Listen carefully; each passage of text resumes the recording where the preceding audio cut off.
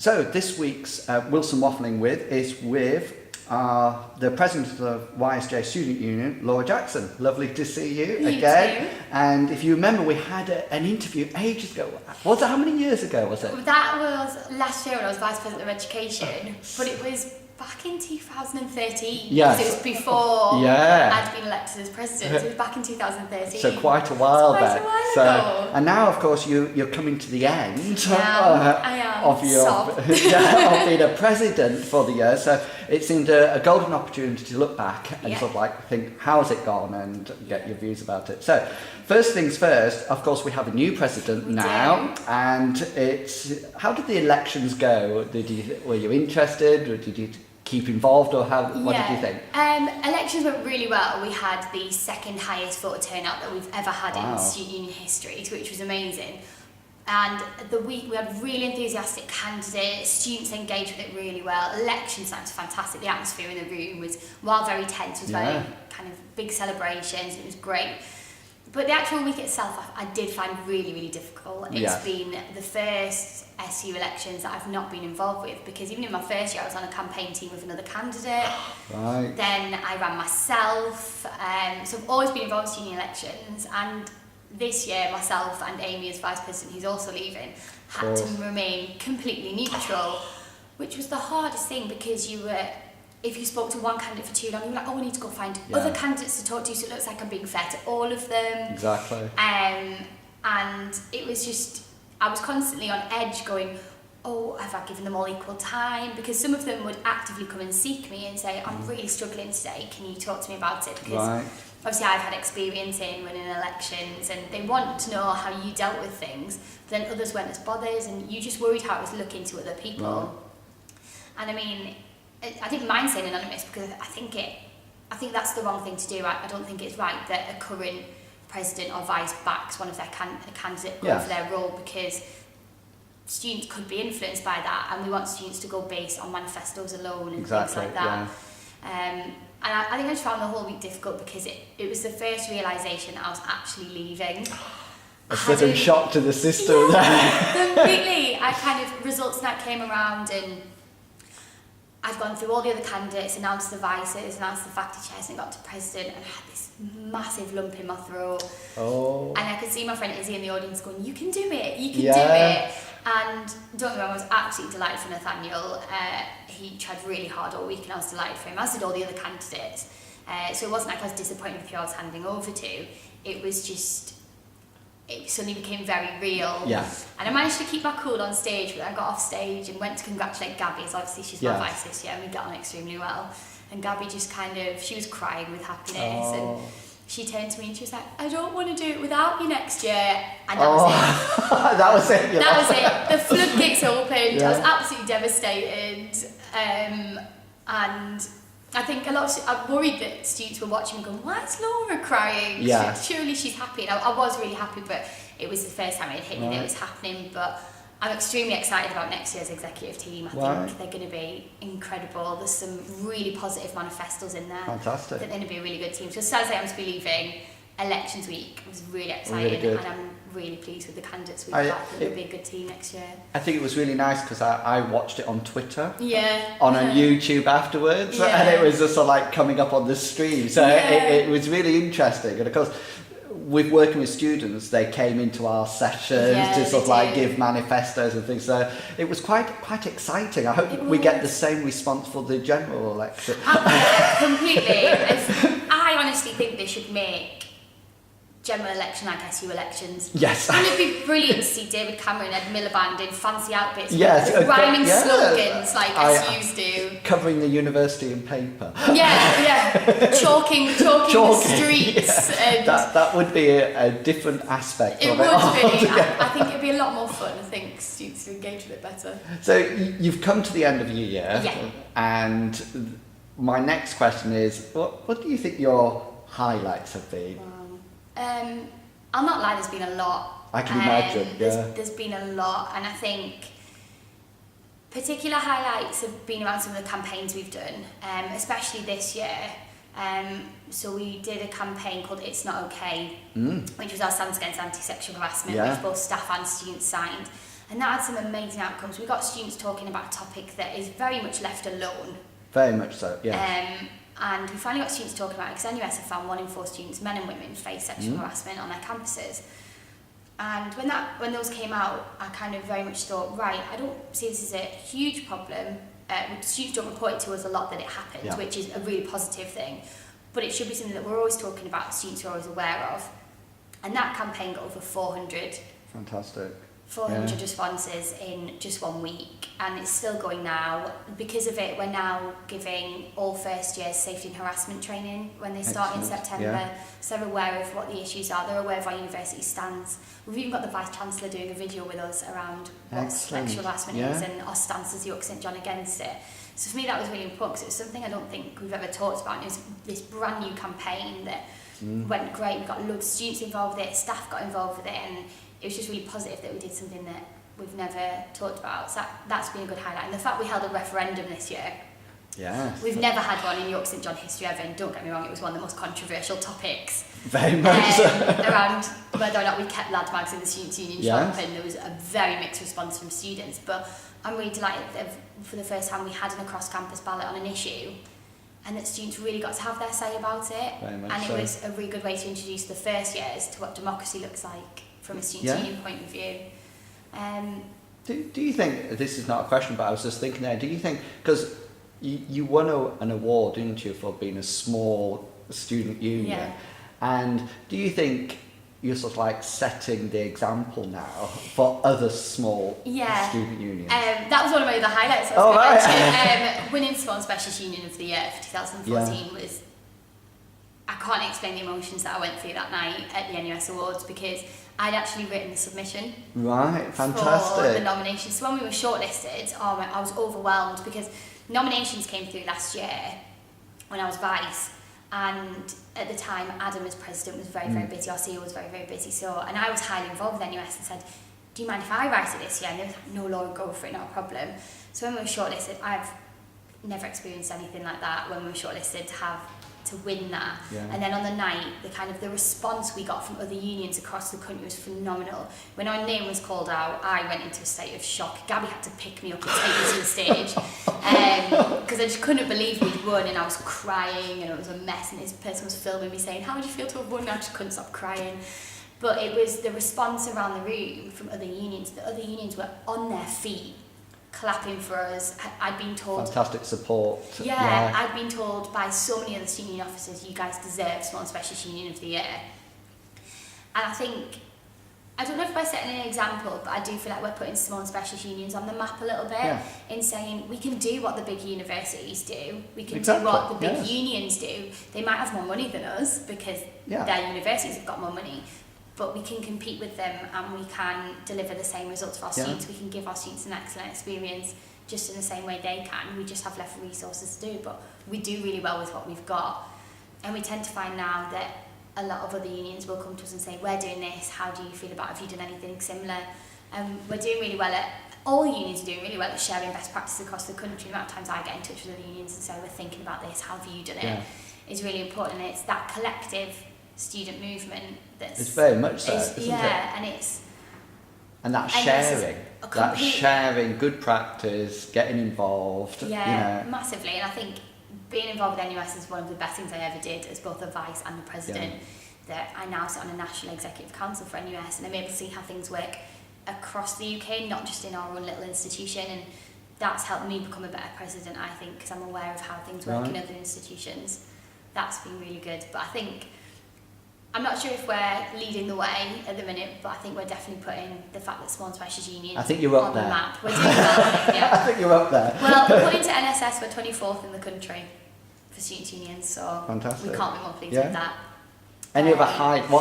You must have loads. I feel like I have loads. I think being a part of the VC recruitment process for the new Vice Chancellor was massive, because so many of the student unions don't get involved in that process. Other universities leave it to the academics and the senior staff. Very interesting. Yeah, I was on the search committee, and we, as a student union, interviewed candidates, and that was really good for me, and for the other students involved in it, that we were part of that process. It wasn't an afterthought, we were involved from the very beginning. And in terms of the Happy? Yeah, happy with very you? happy. Oh yeah, it's so happy with the new Vice Chancellor. Yeah. Karen, when we met her, was really enthusiastic, works really well with their current student union, Yes. which is always good for us because we have a very good relationship at the minute and we want to continue that. And so I'm very happy.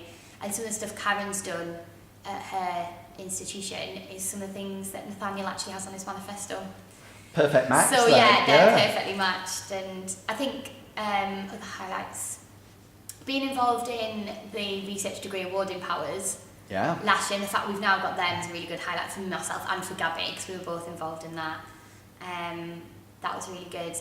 But I think the biggest highlights are the friends that I've made and the memories that I've made while being here.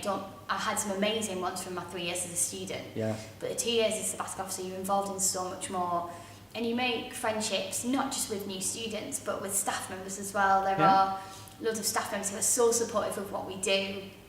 And it's just the memories I've made. I've been given so many opportunities to do this job that I would never have had before. I got quoted by the Times Higher Education magazine, which for a geek like me is the most exciting thing in the world. But I think the biggest highlight is just I know I'm going to leave here with fantastic friends, with fantastic memories. And I think if you ask any student union officer, no matter what they do, whether they get their union 100 more grand for the next year, or whether they hold the biggest campaign, nothing really beats a student saying thank you.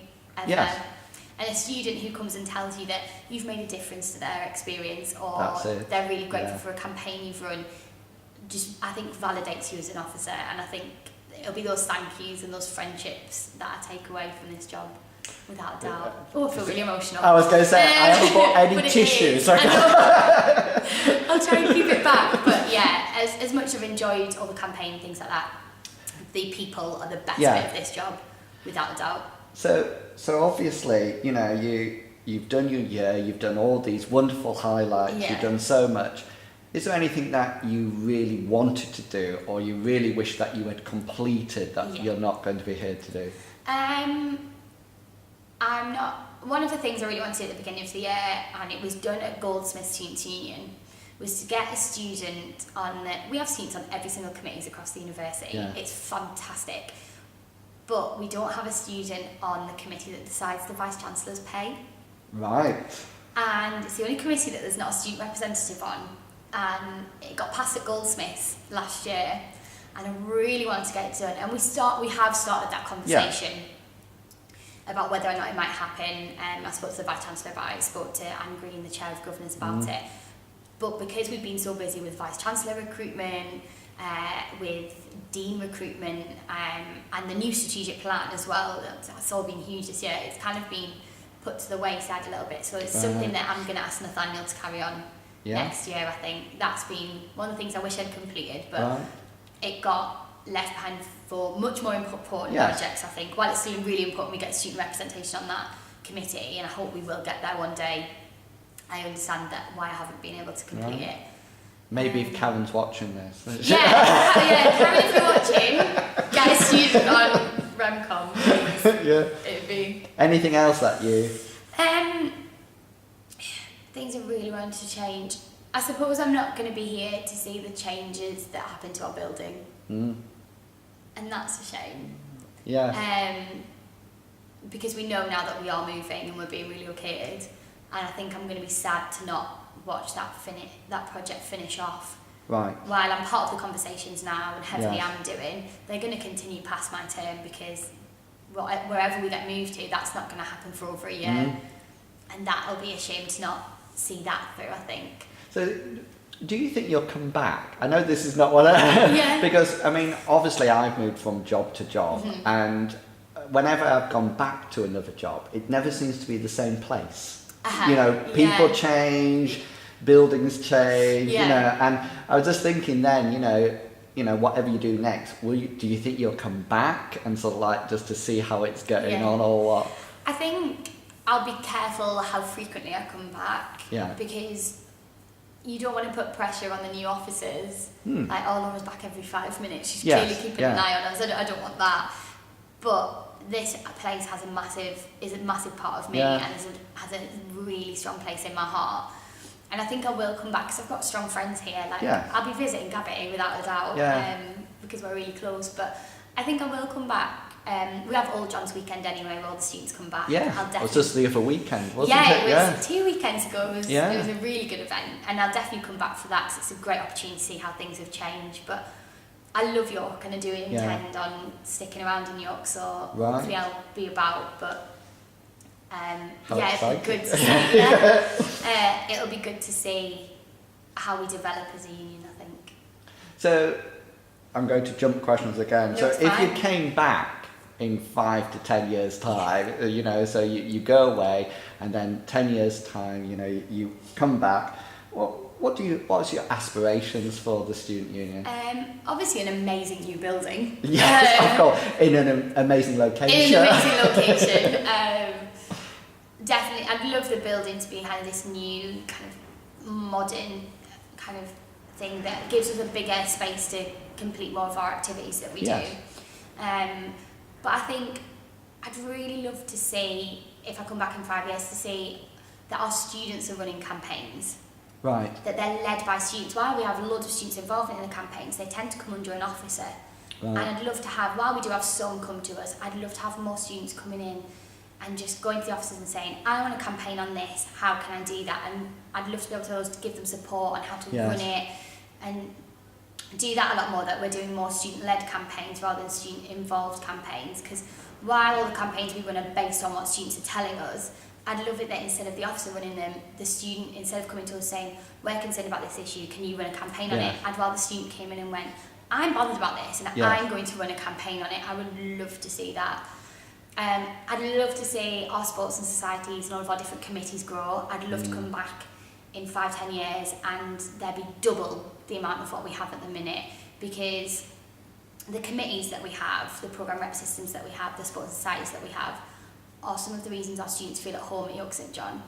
And I Very think, much so. Yeah. And there's so much on offer. Oh, there's loads, and I Yeah. think the more we can do there, the better. I Yeah. don't think there's ever so much thing as too many sports and societies or committees. There's no such thing. No, I completely agree. And I think you've always got small groups of students who have, and I think one of the great things about coming to university is that it's a huge diverse population. Completely. And you find other people who are interested in similar things, and that's a perfect opportunity to form Definitely. societies and things like that. Completely. And I love some of our societies because our societies are so diverse. Yeah, very much They're so. so different, from the course-based ones to the musical production ones to Nerf that came in. Yeah. They're all so different, and that's what I really like about society. Society's creating opportunities to get involved with something you probably would have never ever done Right. before coming to university. That's what I really love. And I think the other thing I'd like to see in 5-10 years, I'd love to see our events be a lot bigger.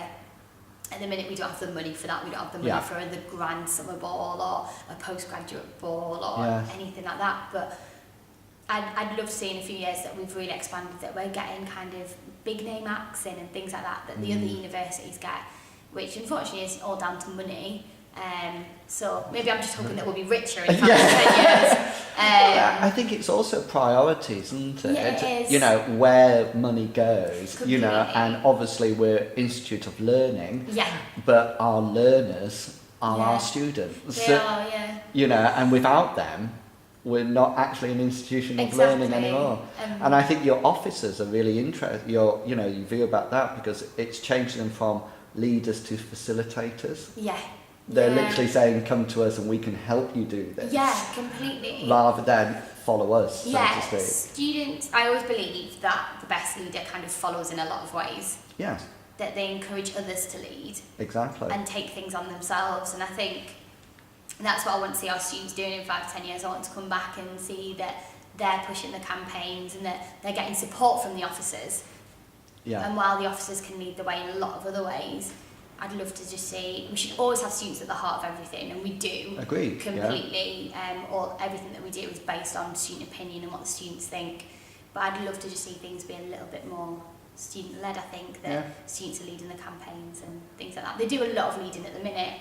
Their programme panels within courses, they lead their sports and societies, but thinking in terms of campaigning area, that's where I'd love to see them. So you'll have to come back in 10 years and we'll look at this video and, Have a time capsule. and see how it's gone. Yeah. So those are your aspirations, and of course we've got Nathaniel, the new president, coming on board. Yeah. So you've got all this wisdom, you've got all this expertise of 2 years sabbatical role. So what advice are you going to give Nathaniel, or have you given him already? Nathaniel's handle's already started, really. We Right. kind of, the minute Nathaniel got president, I said, right, we're going to have weekly meetings just so he's up to date. Yeah. I was very lucky that when I moved from vice to president, I was in the office with Adam. I could watch everything he was doing. It was really easy for me to pick that up. Whereas, because I think you learn best by doing. Yeah. So Nathaniel's now coming to meetings with me. He's watching how I do things, and I don't want him to be. I always want Nathaniel to be himself because he's a very, very enthusiastic and charismatic guy. And it's not about him learning to do things the way I do them. It's about him kind of making his own shoes and doing it himself. Exactly. But he does need to be involved in the conversations that are happening, understand what's happening there. But my biggest advice to him would probably be to just remember to always put the students first. Even if his own personal opinions sometimes differ sometimes, he needs to remember what the collective think. Yeah. He's got to remember what the wider student body thinks. And put that first, because you will face pressure as a president from a lot of different areas. You'll face pressure from university staff, you'll feel pressure from the students, you'll feel pressure from your own staff upstairs, you'll feel pressure from your vices, from your faculty chairs. And I think the important thing is to make sure you listen to everyone, but remember that what your students are telling you has to be at the forefront. And if your students want something, you've got to work your hardest towards that. Yeah. And if it's not completable, it's not completable, but make sure you're explaining to students why. You can't always get everything that the students want. Yes. And students understand that. They're great with like that, but you need to tell them why things aren't possible, and you need to demonstrate that you've put up the biggest fight in the world for what they want. Yeah. But we're very lucky that we as a we don't have to really fight with the university on issues. We work really well, and it's very, very rare we go to the university and say, we want this, and they go, no, that's not happening. Exactly. It is very rare, so I don't worry that Nathaniel's going to have to put up this massive fight. I think he'll be fine. And it's that sense of representation, isn't it? Yeah, completely. And that you've got a year to do it. Yeah, definitely. And how quick has your year Your got? year flies by. Your year flies by. So I'd tell him not to worry too much if he can't fit everything in. Yeah. But he'll get so much support from the staff upstairs, and so much support from the faculty chairs and the vices. We're a team. We're an absolute team, I think. Sometimes a lot of students think that the president kind of leads everyone else, and it doesn't really work like that. We're a team all of the time. We help each other out with campaigns. We help each other out if we're stuck in a situation and one of them's got expertise. We'll come together on that. I think that's some of the advice I'd give him, that he's never going to please everyone. Yeah. And he needs to accept that. Yes, quite exactly, quickly, not worry about it. There are some things that he'll do that some students will absolutely love, but there'll be a group that don't, and you can't always please everyone. And that goes back to the diversity. Completely. All students are different. Yeah. All students are different, and I think as long as he's always listening to the students and he's in tune with them, then he won't have any problems, because that's the main bit, that we're constantly listening to students. Right. But I think not to worry sometimes, because I think we always as officers, if we do something, students say, a student comes up and says, well, I didn't like that, we take it so personally. We take this job is our lives, and when a student says, I didn't agree with that, even if the rest of the student body did, you remember that student who said, remember that one. You remember that one, and I think I just tell him not to take that personally, and to just remember that if he's listening to students, he's always doing the right thing. Because that's what my officers tell me all the time. I think good advice. Thank you. Good advice. So obviously, coming to the end of an era. Yeah. And I remember when I spoke to you, 2013 was it? Yeah. Your plan B was to flip burgers. Yeah. So now it's almost like coming time for plan B. Yeah, it's not flipping burgers. It's not. So what have you got planned for the future now then? So I finish here on the 1st of July. Right. Leave for Ghana on the 6th of July, and we'll be spending 10 weeks in Ghana, working in the community out there. Fantastic. Kind of getting experience of another culture, teaching them about kind of teaching different educations, things like that. which I'm really excited about. I'm going with a programme called Latitude and ICS, which is International Citizen Service, and it's actually paid for by government. That the government pay for 18 to 25-year-olds to go out and get experience in another country, which is phenomenal and not something I've done before. And I'm really excited. Sounds to very do that. exciting. Yeah. After I get back from Ghana, the plan is less sure. But I know that I want to stay within the higher education sector. I absolutely love the past 2 years. I love education, love the transformative experience it brings for students, and very much want to stay within that sector. What area I'll end up in, I'm not sure, but at the minute I'm just kind of looking at what's about.